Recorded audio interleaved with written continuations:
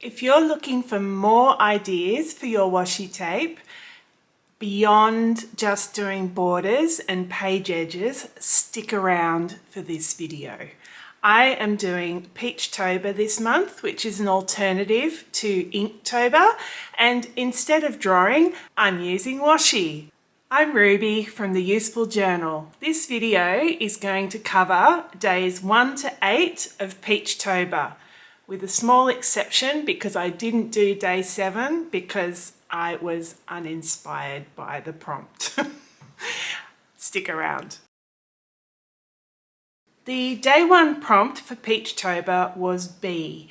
I chose to do torn washi, which is a technique that I've come up with where you tear little pieces of washi tape and it's like painting but with the washi tape. So you're painting colours and shades and using different parts of the washi tape to achieve the colour mix that you want.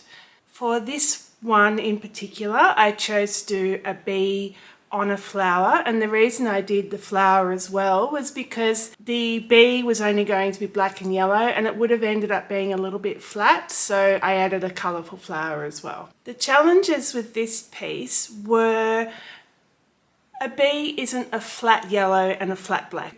You have to kind of mix a black with a yellow to try and show that there's flecks of colour. With the wings, I wanted to show that they were transparent. So I took torn pieces of washi. I used the tweezers to get a finer tear because my fingers are too big and clumsy. Finally, I sealed the picture with Mod Podge. This is Mod Podge. I used the Mod Podge to create a seal over the artwork, and that just finishes it better and means you can run your hands over it and you're not going to move anything or damage it. Okay, on day 2 of Peachtober, the prompt was Cosmos. I chose to do a galaxy because it's out in space and it's part of the cosmos. I again used my torn washi tape technique and just shaped longer pieces around in a spiral and also shaded the colours from dark to light. This one was interesting because I had a little accident. I sealed it with Mod Podge to hold down all the little pieces. I then cleverly thought, I'll just iron it flat. So I took it to my ironing board and put a protective bit of paper behind it to stop it sticking to my ironing board or the iron, and succeeded in nearly sticking the paper to the front of my picture and separated them, but in the process it mucked up the Mod Podge and gave it a kind of a speckled finish.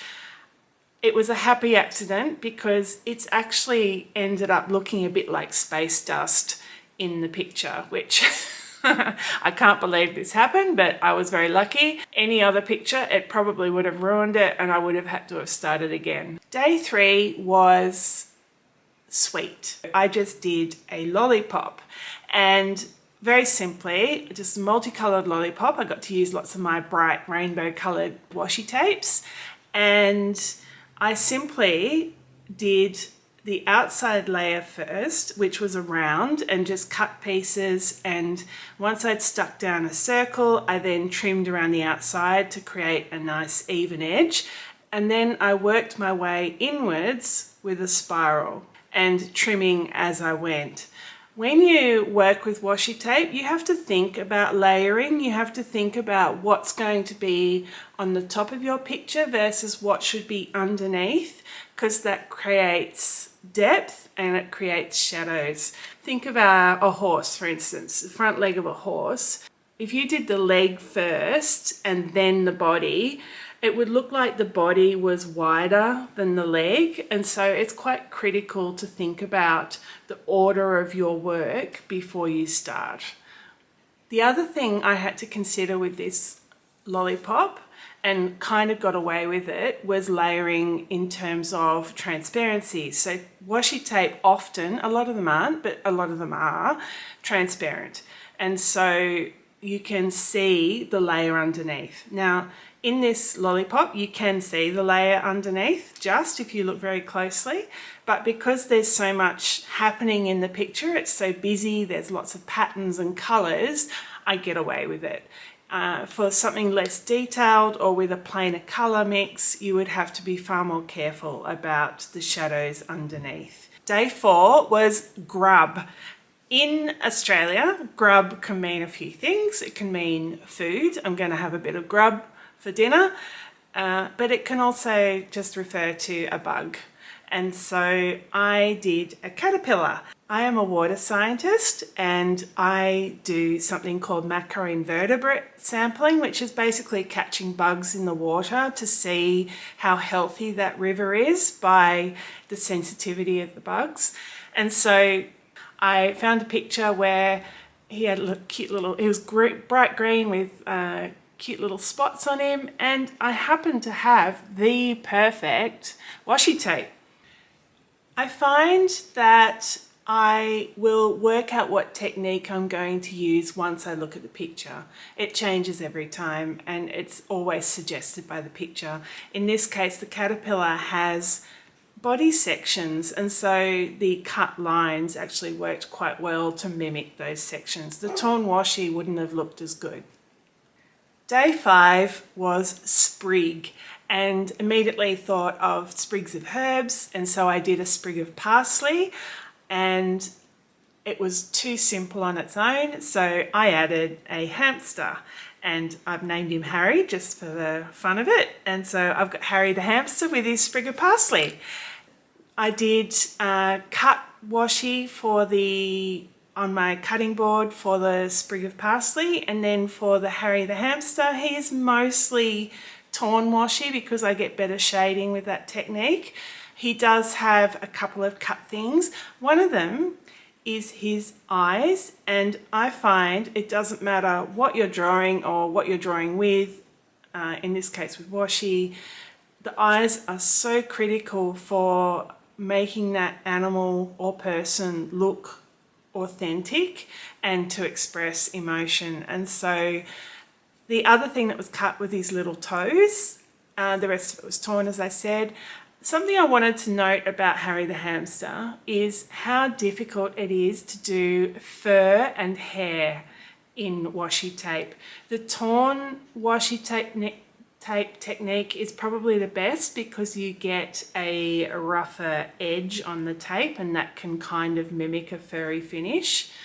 But the other challenging thing with fur is, you imagine a hamster, they're quite fat and fluffy and there's not a lot of definition of their limbs. And so at first on this picture, it looked like he just had a random foot that wasn't connected properly to the body. And so you have to use darker washi tape to try and suggest a shadow, to suggest that there's a limb there, like an arm or a leg. And it's quite difficult. It's something I'm still working on. Day 6 was eye. Small detail work is incredibly hard with washi tape because it's not something, you can cut it to get really fine details, but the smaller you get, the more difficult it is. I decided, look, I'm always looking for interesting video ideas. I'm sure everyone on social media is. And so I decided to do a guessing game. And so I did 4 different eyes and you had to guess what family of animals were from, or you could get really fancy and try and actually guess the animal. And so I did 4 different eyes, and then on a subsequent video I showed what animal they were from. I did a bird eye, which was actually a puffin. I did a crocodile eye, which could have just been called a reptile eye. I did a spider eye. And finally, I did a dog eye. And the most difficult thing about that one was that it had eyelashes. Eyelashes were incredibly hard. You've got to cut really tiny little thin pieces to show the eyelashes. So I was really pleased with how that turned out. Getting close to the finish now. Day 7, I didn't do it. The prompt was crater, and I couldn't come up with a good idea for crater. I'm sure there's lots of ideas, but I just wasn't inspired at the time, so I didn't do it, and I don't mind. It was good to have a day off. Day 8 was dream. So I decided to do a rural countryside type picture because I would love to go back to living in a rural area, and I miss living in the countryside. So I did a landscape, and landscapes are tricky because you don't get a lot of contrast. Landscapes are full of greens and browns and blues, and that means that it's quite hard to make a bit of your picture stand out. I had strips of washi across the page, and then I had a special washi that has a scene on it. The trick with doing a landscape picture that's a bit larger and you've got strips of washi across the page, you don't want those edges to stand out, particularly when you're changing from one washi to another.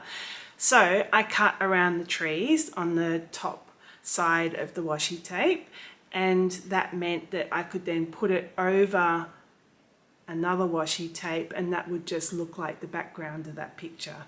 And I did another layer of the same washi tape lower down to get the edge of the trees lower down to cover up the edge of that washi tape, and then I started cutting out individual trees out of green washi tapes and stuck that over the top to blend, just to hide the edges of the washi tape.